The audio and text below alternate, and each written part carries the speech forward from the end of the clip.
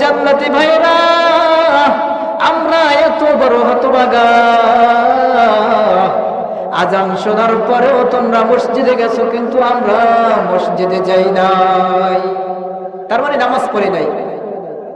তোমরা নামাজ পড়তা, আমরা নামাজ পড়তাম না, নামাজ পড়তাম না, এজন্য আমরা জাহান্নামী হইছি। নামাজের কোনো গুরুত্ব দিতাম না, মসজিদে আজান হইতো, আমরা কোনো গুরুত্ব দিতাম না, নামাজের গুরুত্ব দিতাম না, এজন্য আমরা জাহান্নামী হইছি, আর তোমরা জান্নাতে চলে গেছো। নামাজের গুরুত্ব দেওয়া দরকার। আজান হইলে তো মুমিন যারা, মুসলমান যারা, তাদের চেহারার রং পরিবর্তন হয়ে যাবে, তাদের রং পরিবর্তন হয়ে যাবে। আজান হয়ে গেছে, মালিকের ডাকে সাড়া দিতে হবে আমার, ঠিক না বলেন? আল্লাহ তাআলা ডাকছে আমার। এখন যদি প্রধানমন্ত্রী আয়সা ডাক দেয় একজনকে, লুঙ্গি থাকবে কোথায়, তার টেরও পাইব না, লুঙ্গি আছে না না আছে, দৌড় মাইরা তার সাথে তার সাক্ষাৎ করবে, ঠিক না? তাহলে আল্লাহ ডাক দিচ্ছে, সেখানে তো চেহারার রং পরিবর্তন হয়ে যাবে। আলহামদুলিল্লাহিল্লাযী জাআলাশ শামসা ওয়াল কমারা বিহুসবান ওয়ান নাজমা ওয়াশ শাজারা ইয়াসজুদান ওয়া ফাদ্দালা জামানান আলা জামান কামা ফাদ্দালা মাকানান আলা মাকান وإنسانا على إنسان ونشهد أن لا إله إلا الله وحده لا شريك له لا جد له ولا ند له ولا مثل له ونشهد أن سيدنا وسندنا وحبيب ربنا وطبيبنا وطبيب قلوبنا ومولانا محمدا عبده ورسوله أما بعد فأعوذ بالله من الشيطان الرجيم بسم الله الرحمن الرحيم في جنات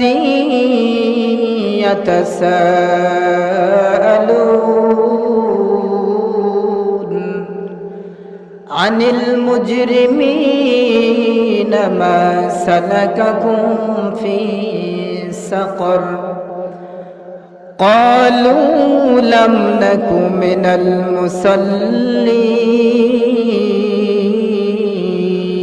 المصلين وقال رسول الله صلى الله عليه وسلم صلوا كما رأيتموني أصلي أو كما قال النبي عليه الصلاة والسلام وقال تعالى في شان حبيبه ومحبوبه ومعشوقه مخبرا وآمرا إن الله وملائكته يصلون على النبي يا أيها الذين آمنوا صلوا عليه وسلموا تسليما اللهم صل على محمد وعلى آل محمد كما صليت على إبراهيم وعلى آل إبراهيم ইন্নাকা হামিদুম মাজিদ আল্লাহুম্মা বারিক আলা মুহাম্মাদিন ওয়া আলা আলি মুহাম্মাদ কামা বারাকতা আলা ইব্রাহিম ওয়া আলা আলি ইব্রাহিম ইন্নাকা হামিদুম मजीद मकबूल तो है शाहजहां काबिल तो बहुत है मकबूल तो है शाहजहां काबिल तो बहुत है ऐना के मनंदे तो नहीं दिल तो बहुत है ऐना के मनंदे तो नहीं दिल तो बहुत है दुनिया में हो दुनिया का तलबगार नहीं हो दुनिया में हो दुनिया का तलबगार नहीं हो बाजार से गुजर हो खरीदार नहीं हो बाजार से गुजर हो खरीदार नहीं हो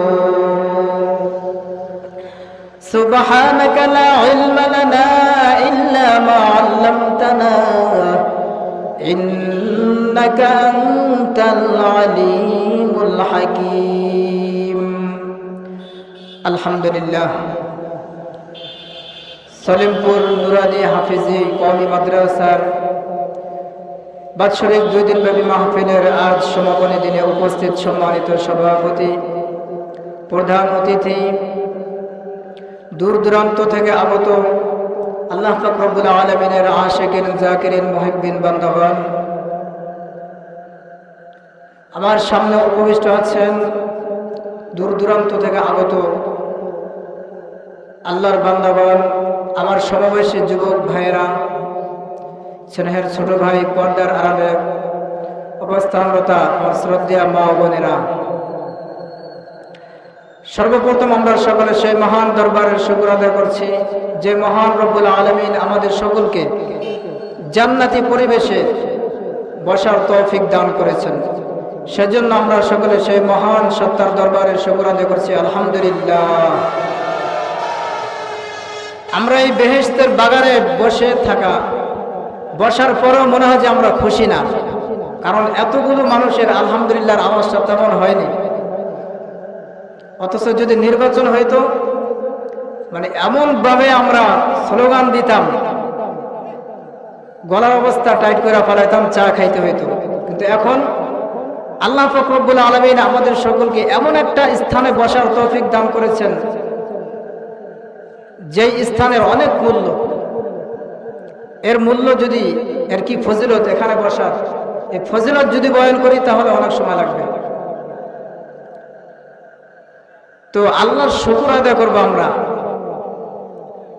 এর জন্য বেশি বেশি আল্লাহর শুকর আদায় করা দরকার মন থেকে আল্লাহর শুকর আদায় করা দরকার আল্লাহর প্রশংসা করা দরকার অথচ আমাদের আওয়াজটা বেশি বড় হয় না একেবারে ছোট আওয়াজ হয়েছে অথচ আল্লাহ তাআলা বলেন কুল্লাউ কানাল বাহরু মিদাদাল লিকালিমাতি রাব্বি লানাফিদাল বাহর قبل أن تنفذ كلمات ربي ولو جئنا بمثله مددا আল্লাহ তাআলা বলেন হে নবী বলে দাও সারা পৃথিবীতে যত পানি আছে সব পানিগুলো যদি কালি বানানো হয় তারপরে যদি এই কালি দ্বারা আমি আল্লাহর প্রশংসা লিখতে থাকে সব পানি শেষ হয়ে যাবে কিন্তু আমি আল্লাহর প্রশংসা লেখা শেষ হবে না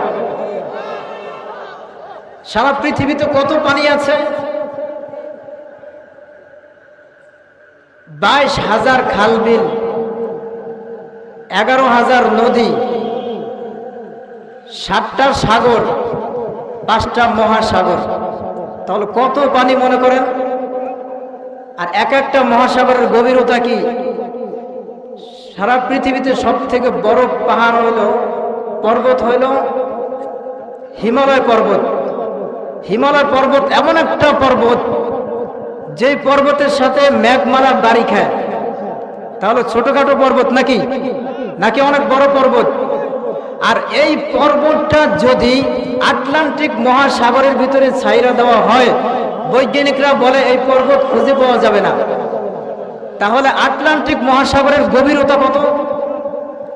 এত যদি হয় গভীরতা, হিমালয় পর্বত ছাইরা দিলে যদি তাকে খুঁজে পাওয়া না যায়, তাহলে আটলান্টিক মহাসাগরের গভীরতা কত? তাহলে কত পরিমাণে পানি মনে করেন। এই পানিগুলো যদি কলম হয় আর আল্লাহর প্রশংসা লিখতে থাকে, এই পানিগুলো যদি কালি হয় আর এই কালি দ্বারা যদি আল্লাহর প্রশংসা লিখতে থাকে, তাহলেও আল্লাহর প্রশংসা লেখা শেষ হবে না। কালি শেষ হয়ে যাবে, পানি শেষ হয়ে যাবে, কিন্তু প্রশংসা লেখা শেষ হবে না। শুধুই তাই না, ওয়ালাউ জিনা বিমিসলিহি মাদাদা, আল্লাহ বলে বান্দা শুধু তাই নয়, এতটুকু না,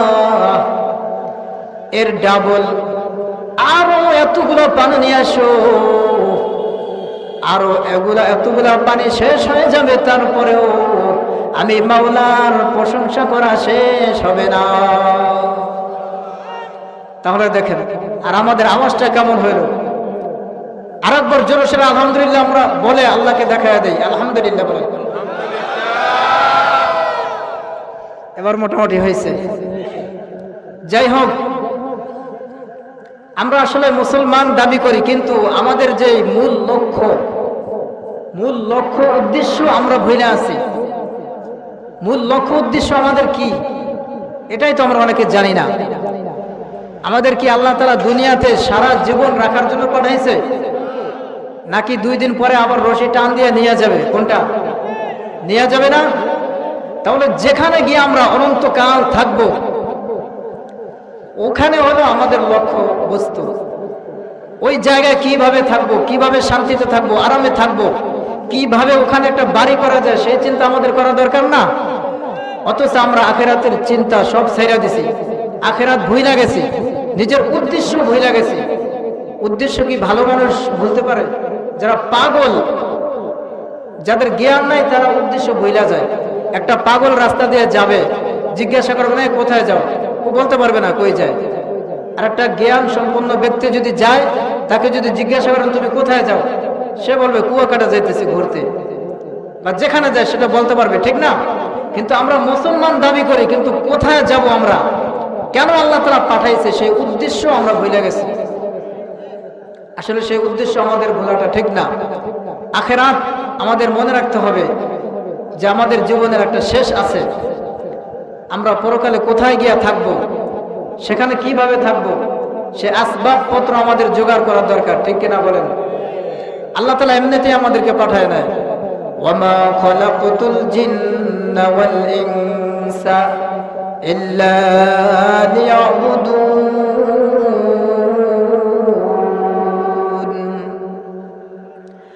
আল্লাহ তাআলা ডাক দিয়ে বলে, ও বান্দা, ওয়ামা খালাকতুল জিন্না ওয়াল ইনসা ইল্লা লিয়াবুদুন। আমি মানুষ আর জিন জাতিকে শুধুমাত্র কেবলমাত্র আমি আল্লাহর ইবাদত করার জন্যই বানাইছি। কেন বানাইছে আমাদেরকে? আল্লাহর ইবাদত করার জন্য বানাইছে। আল্লাহ বলে, ও বান্দা, তোকে তো আমি জাহান্নামে দেওয়ার জন্য বানাই নাই, তোকে তো আমি আল্লাহ জান্নাতে দেওয়ার জন্য বানাইছি। তোর জন্য তো আমি আল্লাহ একটা জান্নাত বানায় রাখছি রে বান্দা।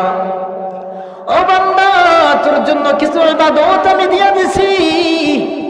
এই ইবাদত গুলো যদি তুই করতে পারো, আমি মাওলার জান্নাতে চলে যাইবা। এজন্য ইবাদত করতে হবে।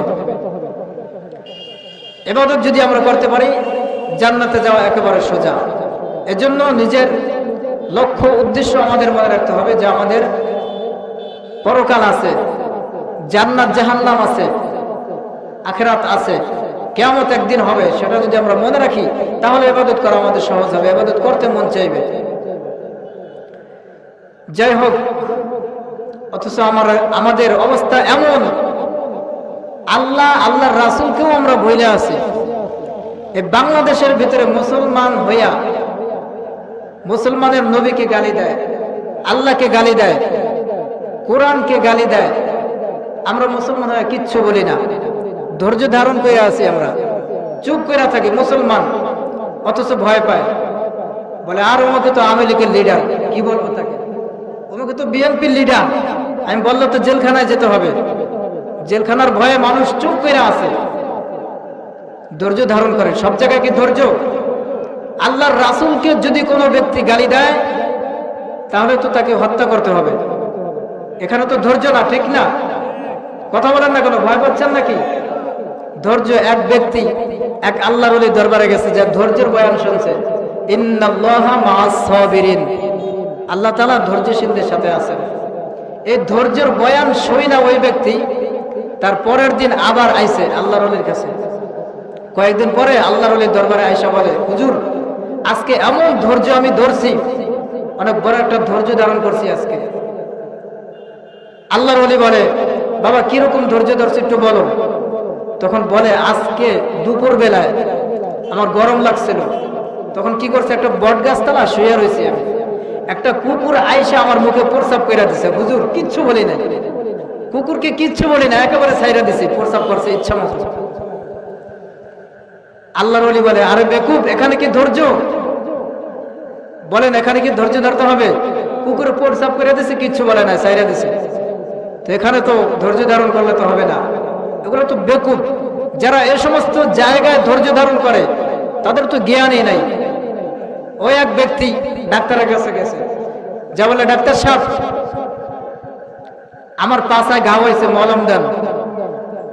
ডাক্তার সাহেব একটা মলম বাইর করে দিছে, বলে যাও তুমি এই মলমটা তোমার পায়খানার রাস্তায় মালিশ করে দিও। কোথায়? পায়খানার রাস্তায় মালিশ করে দিও। এখন ওই ব্যক্তির তো জ্ঞান নাই, অবুঝ বলদ মার্কা। ওই ব্যক্তি বলে, ডাক্তার সাহেব আমার পায়খানার রাস্তা অনেক বড়, সেখানে এই মলমে হবে না, আরো বড় লাগবে, কয়েকটা মলম লাগবে। ডাক্তার বলতে, স্যার কি বলো, যাও হবে, আগে মালিশ করে আসো। ওই ব্যক্তি গেছে, বাড়িতে যাইয়া নিজের ঘর থেকে শুরু করে পায়খানা পর্যন্ত, ওই যে পায়খানার রাস্তা বলছে ডাক্তার সাহেব, পায়খানার রাস্তা পুরাটা মালিশ করছে, একটু করছে, করার পর মলম তো শেষ। ডাক্তারের কাছে আইসা আবার ধমক শুরু, আরে কি মলম দিলেন, আমার তো হইল না, একটু মালিশ করার পরে আমার মলম শেষ, আপনাকে আগেই বলছি আমি যে আমার পায়খানার রাস্তা অনেক বড়। ডাক্তার বলতেছে, কি বলো তুমি, কোথায় মালিশ করছো? কই আমার ঘর থেকে পায়খানা পর্যন্ত, ওই জায়গায় আমি মালিশ করছি। আরে বেকুব, ওখানে না, এটা তো যেখানে তোমার ঘাও সেখানে মালিশ করতে আমি দিছি, তুমি উল্টা বুঝো কেন? তাহলে আমরা বাঙালিরা উল্টা বুঝি, এই জন্য সঠিকটা আমাদের বোঝা দরকার। আল্লাহ পাক রব্বুল আলামিন আমাদের সকলকে সঠিক বুঝার তৌফিক দান করুক, বলেন আমিন। যাই হোক, আমাদের ইবাদত করতে হবে। ইবাদত যদি আমরা করতে পারি, আল্লাহর জান্নাতে আমরা চলে যেতে পারবো। অনেকে বলে যে আরে আমরা তো জান্নাতি, বলে নামাজ না পড়লে কি হবে, ঈমান তো ঠিক আছে।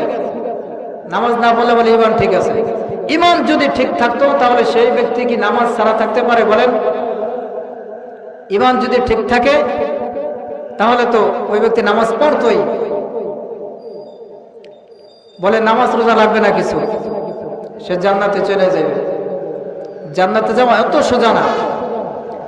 যাই হোক, আমি কালামুল্লাহ শরীফ থেকে কয়েকখানা আয়াতে কারিমা আমি তেলাওয়াত করেছি, এর ভিত্তিতে দু চারটি কথা বলবো অল্প সময়ের ভিতরে।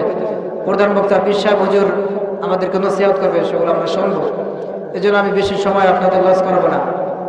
আল্লাহ তাআলা বলেন, ফি জান্নাতি ইয়াতাসাআলুন আনিল মুজরিমিনা মা সালাকাকুম ফি সাকার ক্বালু লাম নাকু মিনাল মুসাল্লিন। এখানে জাহান্নামে যাওয়ার কয়েকটা কারণ বর্ণনা করা হয়েছে। জাহান্নামে যায় মানুষ কয় কারণে, কয়েকটা কারণ এখানে বর্ণনা করা হয়েছে। সবাই শুনতে রাজি আছি তো? জাহান্নামে কেন মানুষ যায়? মুসলমান হওয়ার পরেও মানুষ জাহান্নামে যাবে। আল্লাহ তাআলা বলেন যে জান্নাতীরা আর জাহান্নামীরা পরস্পর কথাবার্তা বলবে, উভয় গ্রুপ। জান্নাতীরা জিজ্ঞাসা করবে জাহান্নামীদেরকে, মা সালাকাকুম ফি সাকার, কেন তোমরা জাহান্নামে আসলে? কোন জিনিস তোমাদেরকে জাহান্নামে আনলো? দুনিয়াতে তো আমরা একই সাথে তোমাদের সাথে চলাফেরা করতাম, একই সাথে মাঠে ঘাটে কাজ করতাম, তাহলে আমরা আজকে জান্নাতি, তোমরা কেন জাহান্নামী? কেন জাহান্নামী হইলা তোমরা? জাহান্নামের উত্তর দেবে, ক্বালু লাম নাকু মিনাল মুসাল্লিন। জাহান্নামীরা উত্তর দেবে, ও জান্নাতি ভাইরা, যদিও দুনিয়াতে তোমরা আর আমরা একই সাথে ঘোরাফেরা করছি, একই সাথে কাজ করেছি, দোকানে চা খেয়েছি একই সাথে, ও জান্নাতি ভাইরা, তবে তোমাদের ভিতরে আর আমাদের ভিতরে বড় একটা ব্যবধান ছিল। ও জান্নাতি ভাইরা, যদিও আমরা একই সাথে ছিলাম, তবে মসজিদে যখন এই আজান হয়ে গেছে, আজান হয়ে গেছে, ও জান্নাতি ভাইরা, তোমরা দুনিয়ার কাজকে লাথি মেরে তোমরা মাওলার ডাকে সাড়া দিয়া মসজিদে চলে গেছো।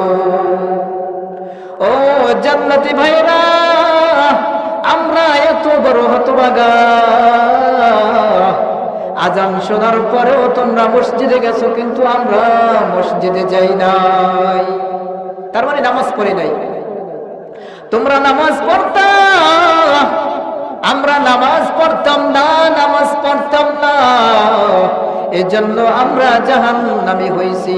নামাজের কোনো গুরুত্ব দিতাম না, মসজিদে আজান হইতো, আমরা কোনো গুরুত্ব দিতাম না, নামাজের গুরুত্ব দিতাম না, এজন্য আমরা জাহান্নামী হইছি, আর তোমরা জান্নাতে চলে গেছো। নামাজের গুরুত্ব দেওয়া দরকার। আজান হইলে তো মুমিন যারা, মুসলমান যারা, তাদের চেহারার রং পরিবর্তন হয়ে যাবে, তাদের রং পরিবর্তন হয়ে যাবে। আজান হয়ে গেছে, মালিকের ডাকে সাড়া দিতে হবে আমার, ঠিক না বলেন? আল্লাহ তাআলা ডাকছে আমার। এখন যদি প্রধানমন্ত্রী আয়সা ডাক দেয় একজনকে, লুঙ্গি থাকবে কোথায়, তার টেরও পাইব না, লুঙ্গি আছে না না আছে, দৌড় মাইরা তার সাথে সাক্ষাৎ করবে, ঠিক না? তাহলে আল্লাহ ডাক দিচ্ছে, সেখানে তো চেহারার রং পরিবর্তন হয়ে যাবে। আব্দুল্লাহ ইবনে মুবারক রাহমাতুল্লাহি আলাইহি মৃত্যুবরণ করার পর তার এক শাগরিদ স্বপ্নে দেখেন যে আব্দুল্লাহ ইবনে মুবারক রাহমাতুল্লাহি আলাইহি তৎকালীন জামানার সবচেয়ে বড় ফকি ছিলেন, তিনি জান্নাতের ভিতরে ঘোরাফেরা করতেছে। তার শাগরিদ ডাক দেয়া বলে, ও আব্দুল্লাহ ইবনে মুবারক, আল্লাহর ওলি, আমার মনে হয় আপনি সব থেকে বড় জান্নাতটা পাইছেন। আল্লাহর ওলি আব্দুল্লাহ ইবনে মুবারক রাহমাতুল্লাহি আলাইহি ডাক দিয়া কয়, ও শাগরিদ, আমি তত বড় জান্নাত পাই নাই, তত বড় জান্নাত পাই নাই, যত বড় জান্নাত পাইছে আমার বাড়ির পাশের ওই কামার। আমার বাড়ির পাশে এক কামার বসবাস করত, ওই কামার যত বড় জান্নাত পাইছে,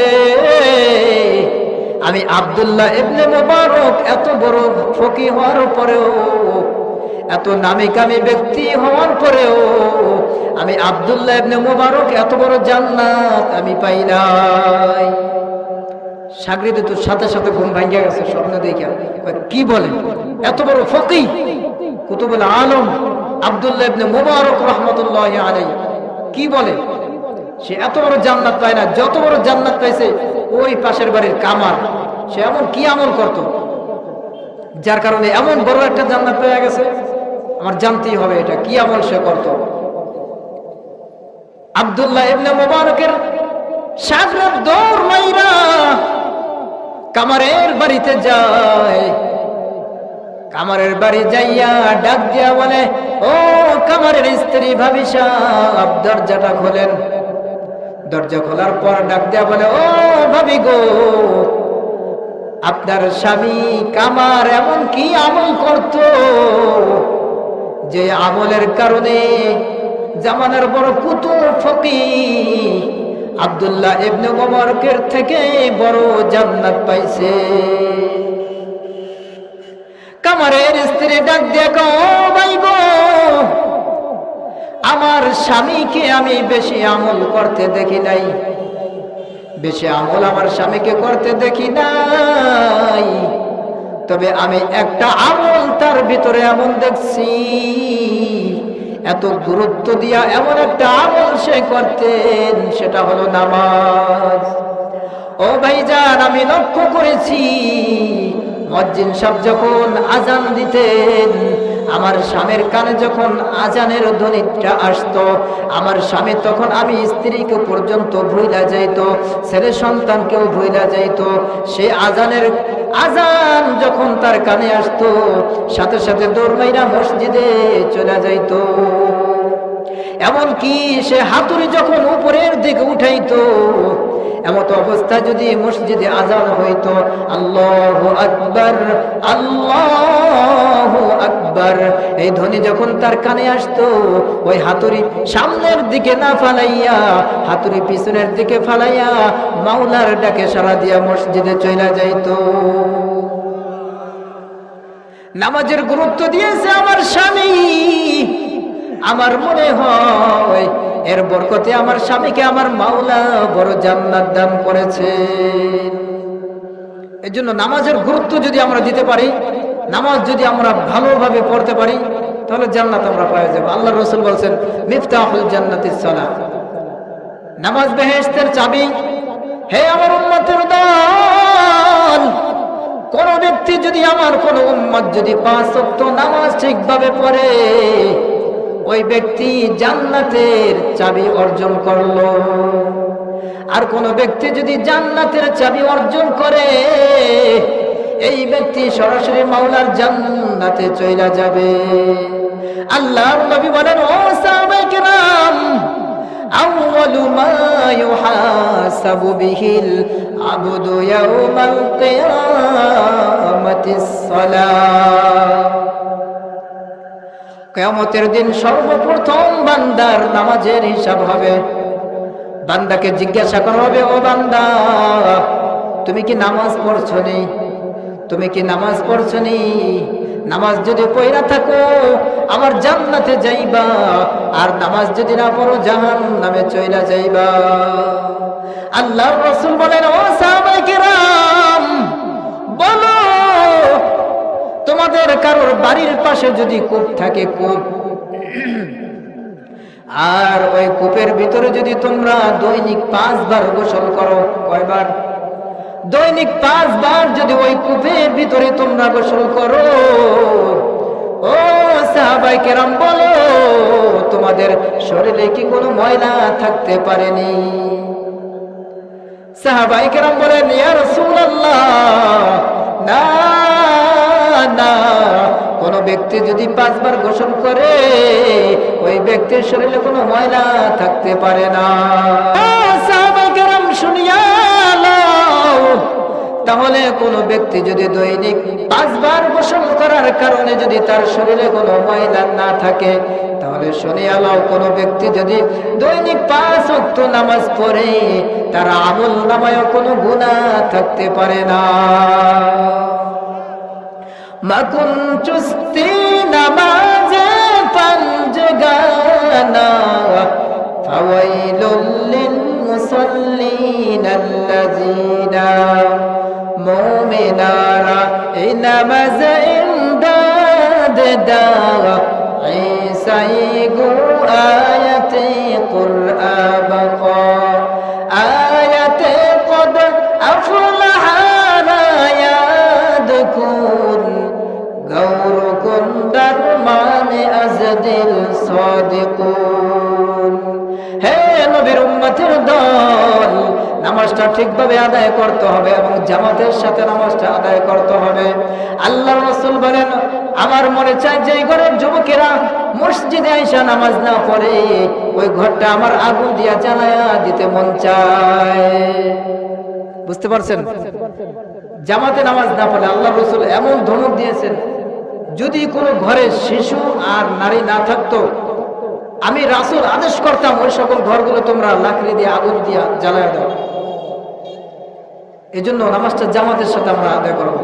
আল্লাহর রাসূল বলেন, কোন ব্যক্তি যদি নামাজটা জামাতের সাথে আদায় করে, তাহলে ওই ব্যক্তির আমলনামায় ওই মসজিদে যখন সে হাঁটিয়া হাঁটিয়া যাবে, তাহলে তার প্রত্যেকটা কদমে কদমে এক একটা করে নেকি লেখা হবে, এক একটা করে গুনাহ মাফ করা হবে।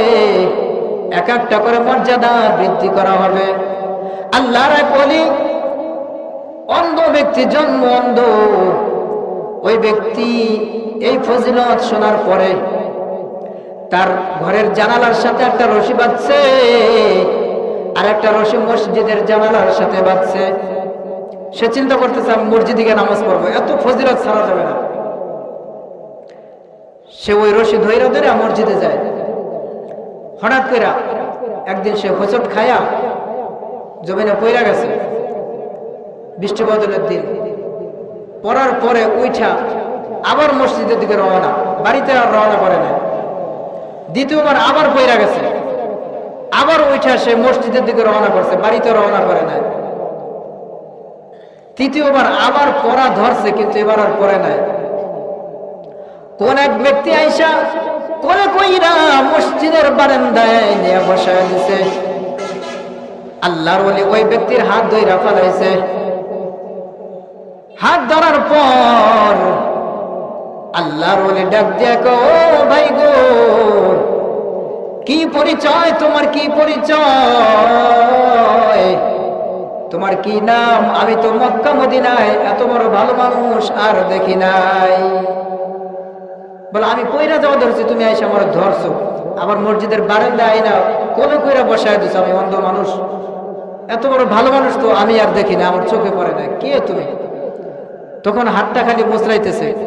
হুজুর, আমি তো পরিচয় দেওয়ার মতো লোক না। বলে আমিও কিন্তু সারার মতো লোক না। অন্ধ মানুষ তো খুব চালাক। দেখবেন অন্ধ মানুষ রাত্রে হারিকেন লয়ে ঘরে অনেকে, যদি জিগা নয় তুই তো চোখে দেখো না, তুই হারিকেন লয়ে ঘুরিস কেন? তখন বলবে আরে বেকুব, হারিকেন তো আমার জন্য না, হারিকেন তোমার জন্য, যেন তুই আইসা আমার গার উপরে না পড়িস, এই জন্য হারিকেন লইছি। অন্ধ মানুষ খুব চালাক। ওই ব্যক্তির হাত ধইরা ফেলাইছে। পরিচয় না দিলে আমি ছাড়বো না। বলে আমি তো পরিচয় দেওয়ার মতো লোক না। বলে আমিও কিন্তু ছাড়ার মতো লোক না। বলে হুজুর, পরিচয় কি দিতেই হবে? বলে হ্যাঁ, পরিচয় জানার জন্যই তো আমি ধরছি। বলে হুজুর, আমি হইলাম মিস্টার ইবলিস। কে? আল্লাহর ওলি। তোর ডিউটি কি পাল্টায় গেল নাকি? কয় না না, আমার ডিউটি পরিবর্তন হয় নাই, আমার ডিউটি আগের মতোই আছে। তাহলে তুই আজকে এমন বড় একটা ফজিলতের কাম কেন করলি?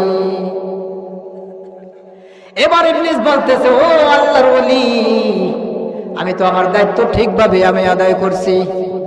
আমি যখন দেখছি আপনি ঘর থেকে বের হয়েছেন মসজিদে জামাতের সাথে নামাজ আদায় করার জন্য, আমি যখন দেখলাম আপনি ঘর থেকে বের হয়েছেন, ফেরেশতারা আপনার প্রত্যেকটা কদমে কদমে এক একটা করে নেকি লিখতেছে, আর এক একটা করে গুনাহ মুছতেছে, এক একটা করে মর্যাদা বৃদ্ধি করতেছে। ওগো আল্লাহর ওলি, এই এত নেকি দেখে আমি শয়তানের আর সহ্য হয় নাই। তখন আমি ভাবলাম আপনাকে ল্যাং মারলে হয়তো আপনি বাড়ির দিকে ফিরে যাবেন। দেখলাম আপনাকে ল্যাং মারার পর আপনি এমন নাসুর বান্দা না, না বাড়ির দিকে যান নাই, মসজিদের দিকে রওনা করছেন।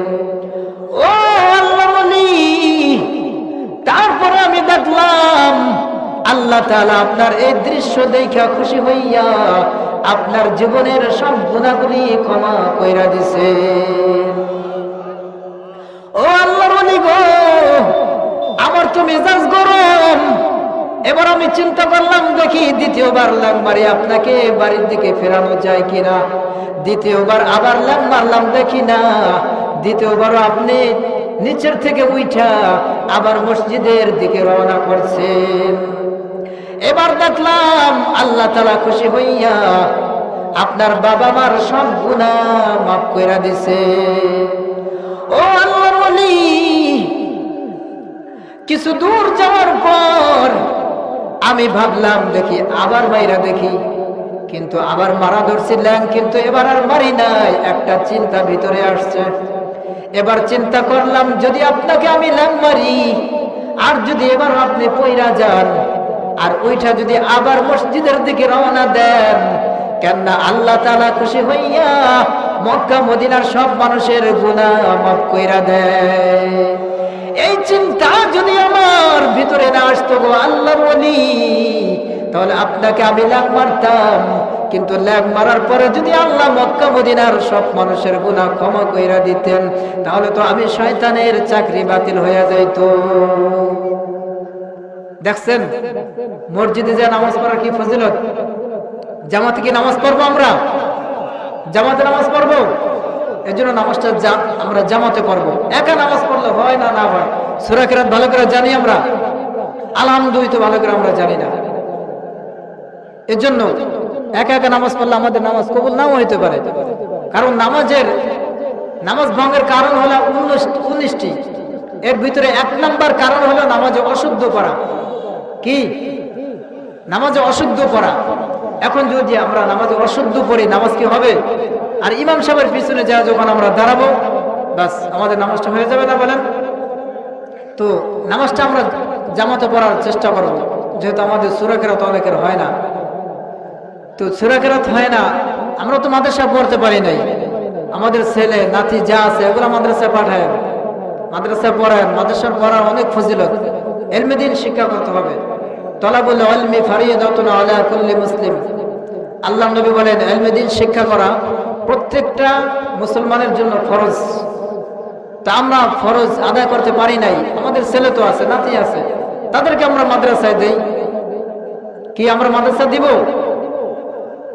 আল্লাহ রাসূল বলেন ইউকালু লিসাহিবিল কুরআন ইকরা ওয়ারতাকি ওয়ারাত্তিল কামা কুনতা তুরাত্তিলু ফিদ দুনিয়া ফাইন্না মানজিলাতাকা ইনদা আখিরি আয়াতিন তাকরাউহা আও কামা ক্বালা আন-নাবিয়্যু আলাইহিস সালাতু ওয়াস সালাম। আল্লাহর নবী বলেন, ও আমার উম্মতেরা, কিয়ামতের ময়দানে হাফেজ কোরআনকে বলা হবে, ও হাফেজ কোরআন। ইউকালু লিসাহিবিল কুরআন ইকরা ওয়ারতাকি ওয়ারাত্তিল কামা কুনতা তুরাত্তিলু ফিদ দুনিয়া। তুমি তেলাওয়াত করতে থাকো যেমনি ভাবে তুমি দুনিয়াতে তেলাওয়াত করছিলা। যেখানে গিয়ে তোমার তেলাওয়াত শেষ হবে সেখানে তোমার থাকার স্থান হবে। তাহলে কোরআনের ভিতরে আয়াত কয়টা? 6666 আয়াত। 6666 খানা তালা বিশিষ্ট জান্নাতে আমরা থাকবো যদি কোনো ব্যক্তি হাফেজ হয়। তাহলে আমরা চাই না আমার একটা ছেলে এত বড় বিল্ডিং এ থাকুক। দুনিয়া তো কয়তলা বিল্ডিং আমরা বানায় দিছি, একতলাও তো বানাইতে পারি নাই। এজন্য আমরা ছেলে সন্তানদেরকে মাদ্রাসায় আমরা পাঠাবো। অনেকে বলে মাদ্রাসা বললে কি হয়? বলদ হয়। আসলে মাদ্রাসা করলে বলদ হয় না, চালাক হয় ঠিকই, কিন্তু তারা চালাকি করে না। আমরাও কিন্তু অনেক চালাক, কিন্তু চালাকি করি না, বোধায়ের মতো থাকি, সরল সোজা হয়ে থাকি। কারণ কোরআন হাদিস বুঝি, চালাকি করে কি লাভ? কয়দিন চালাকি করবে? শয়তান পর্যন্ত পারে না আমাদের সাথে চালাকি করে। কি বলেন? 2 তালবে ইলম মাদ্রাসা রওনা দিছে, কদস্ত লোক ঘুরে আসো। আর ঘুরতে গিয়া খালি ঘুরবো আমরা। বলে তোর কাছে কয় টাকা আছে? আমার কাছে 5 টাকা আছে। বলে তোর কাছে কয় টাকা? 4 টাকা। মোট কয় টাকা হয়েছে? 9 টাকা। বলো 9 টাকা দিয়ে মুড়ি চানাচুর কিনা খাই। এর মধ্যে আয়া পড়ছে শয়তান। শয়তান মনে মনে কয় ওর একটু ঠগাম আছে। শয়তান কয় ওই আমার কাছে 1 টাকা আছে, 10 টাকা মিলাইয়া মুড়ি চানাচুর আন, সবাই মিললে খাই। মুড়ি চানাচুর আনছে, আইন না খাইতে আছে। এখন শয়তান মনে মনে ভাবতেছে আমি তো জিততে গেছি, 1 টাকা দিয়া অগর সমান খাইতেছি। যে 5 টাকা দিছে সেও সমান খায়, যে 4 টাকা দিছে সেও সমান, আমি 1 টাকা দিয়ে অগর সমান খাইতেছি। তালবে ইলমরা মনে মনে কয় আরে ওই 1 টাকা দিয়ে আমাকে সমান খাইতেছে, এটা তো হয় না। কয় দাঁড়া, নতুন নিয়ম। যে 5 টাকা দিছে 5 আঙ্গুল দিয়ে খাইব, যে 4 টাকা দিছে 4 আঙ্গুল দিয়ে খাইব, যে 1 টাকা দিছে 1 আঙ্গুল দিয়ে খাইব। এবার তো শয়তানের 12টা বাজছে। শয়তান এবার 1 আঙ্গুল দিয়ে খাইতে আছে, 2-1টা ওঠে নাকের বাতাসে হাওয়া জায়গা। যাই হোক, এজন্য ছেলে সন্তান আমরা মাদ্রাসা পাঠাবো। পাঠাবো কিনা বলেন? একটা সন্তান যদি আমরা আলেম বানাইতে পারি অনেক ফজিলত, আমাদের জানাজা পড়াবে আমাদের সন্তান, এই আশা সকলের আসে না? আছে না? এই জন্য আল্লাহ পাক রব্বুল আলামিন আমাদের সকলকে ছেলে সন্তান মাদ্রাসায় পড়ানোর তৌফিক দান করুক, আমিন। আল্লাহ পাক রব্বুল আলামিন আমাদের সকলকে যা শুনলাম আমল করার তৌফিক দান করুক, আমিন। ওয়া আখিরু দাওয়ানা আনিল হামদুলিল্লাহি রাব্বিল আলামিন।